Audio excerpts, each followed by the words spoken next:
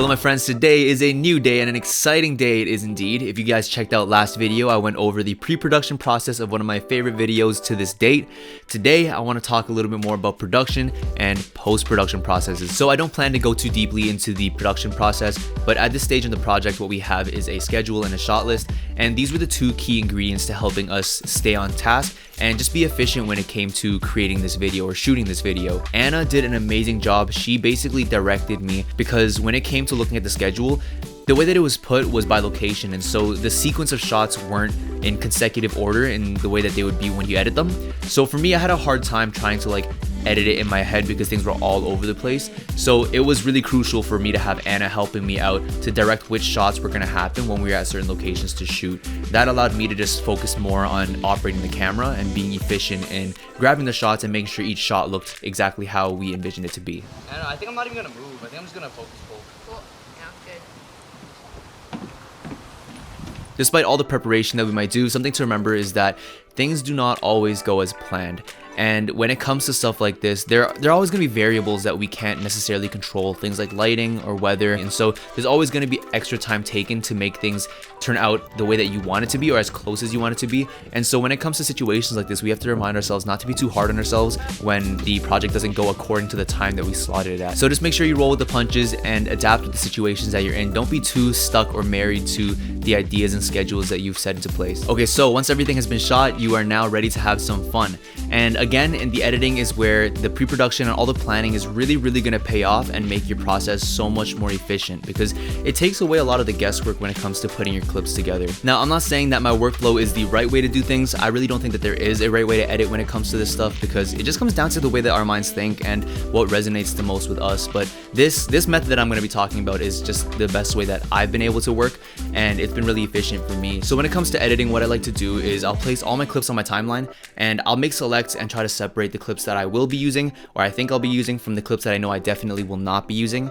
And at the exact same time, what I like to do is look for music, because we all know how long it takes to look for music for a project, and that can really drag on. Another plus with looking for music while making selects in a video is that you're getting a better understanding or a better representation of the tone and energy of the video that you're creating, because you're looking at the footage. And so I feel like it's going to be helpful at being more accurate in finding a song that really fits the vibe. Once the selects are done and you found your music, what I like to do is I'll place my song on a separate timeline and I'll basically chop up the song into the desired length that I have for the project.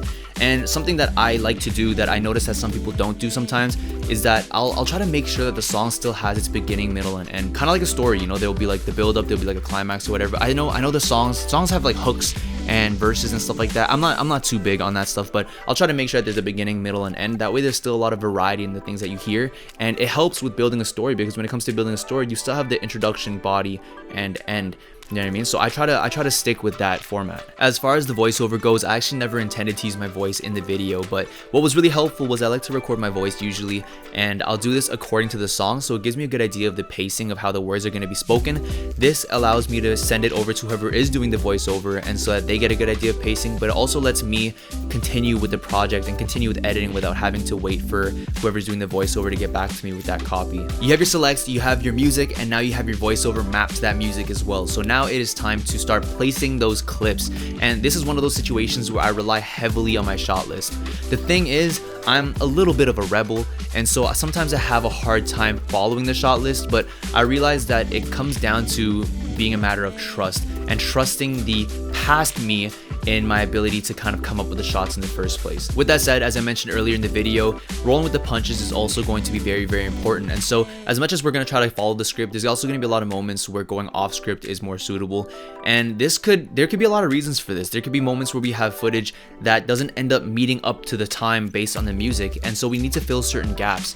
Or there might be transitions that we had planned, and sometimes the transition doesn't look as good as we envisioned, or we didn't shoot it in a way that would be ideal. And so sometimes it might even be better to just do a clean cut instead of kind of committing to this transition. So it comes time to know when we have to follow the script and when we have to go off script, because sometimes going off script is actually going to give us a better result. But because of all this, a rule of thumb that I usually have when it comes to any shoot, whether it's planned or not, is to get as much shots as possible. Obviously with a planned shoot, you want to save time and get the ones that you plan first, but I always try to make sure that I have extra shots that kind of give context to the locations that we're in each sequence. That way, if I really need to add in extra shots, I have shots that aren't unrelated that will continue to help tell the story of what's going on. So an example of when we went off script in this project would be right here. The brand actually sent us a bunch of footage beforehand, and they wanted to see if there were any ways that we would know how to use this footage. And so leading up to that, we had certain ideas of what we were going to do, but we did not know for a fact that we were going to use the footage in this way. And so this for some reason, this ended up being one of my favorite parts of the video, and I think it's because it pays homage to the actual story of the brand, and it brings us back to actual experiences that the brand had, because it was footage that people from the team had taken from their experiences that we were talking about, and it was something that just matched with the script so well that I just had to put it in there the way that I did. I honestly enjoy sometimes when things go off script, because as much as it might take a little longer to piece the clips together, I think it allows us to be creative in the most raw way possible, and I find that there is definitely a beauty in that process. At the end of the day, something that I've learned with a bunch of the projects that I've done is that we need to learn to embrace the unexpected. As we learn to embrace the unexpected, it kind of allows us not to deal with unnecessary stresses that we would have to face if we try to hold on to the script so tight. My process of laying out my timeline usually starts off with laying out the clips first. After the clips, I'll go back around and I'll work on my transitions. And with the transitions, I'll usually try to do them in Premiere, but if I can't, then that's when I go into After Effects, because After Effects is just so much more capable when it comes to this kind of stuff. After that, I'll do color correction and color grading, and then I'll work on my overlays. After my overlays, I'll do my sound design. And I like to do all the visual components first before the audio components, because for me, I'm working on a pretty slow laptop right now, and so I always have to make sure that my visuals are rendered out before I can play it smoothly to put all the audio there. With this color grade, I really wanted to make sure that the vibrance of the colors matched the tone and feel of the brand, and because there was so much imagery of freedom and wanderlust here, I felt like the colors needed to be a specific level of saturation in order to convey that, because when it comes down to colors do a huge job at sending a certain emotion or sending a certain message when it comes to a video. And so as an audience member, whenever you're watching a video, you subconsciously register these colors and it gives you a certain feeling. So for example, when it comes to action movies, they tend to have a little bit of a green tint. I think Matrix is like really known for that, but I wanted to make sure that whatever vibe the brand wanted to give off to their audience, we could reinforce that with the color. As far as light leaks go, I try to use them as best as possible to reinforce the story. And so for an example, when I use this Super 8mm overlay, I tried to use it over the shots that the brand gave us to reinforce the idea of the past, or that it's a memory. And when it comes to light leaks, I try my best to use them to accent shots that feel a little dull sometimes. I also try my best to be subtle in the way that I use them, unless it's for some type of transition. But I try to be subtle because I want to match the directionality and make it almost seem like the light leak is coming from the actual scene instead of me adding it in. I feel like there is a tastefulness in that, and that's just personally something that I prefer. I feel like my approach with sound design is pretty similar to my approach with overlays, where I try to be as subtle as possible. So when it comes to approaching sound design, I'll start off with doing ambient noises first, and noises that you would hear if you were in the actual environment. So things like the trees or the leaves or things like the wind. And then after I add those, I'll try adding the production elements afterwards to add some character to a film. And for me, this is something that I'm actually still learning. So if you guys have any tips, I would love to hear them.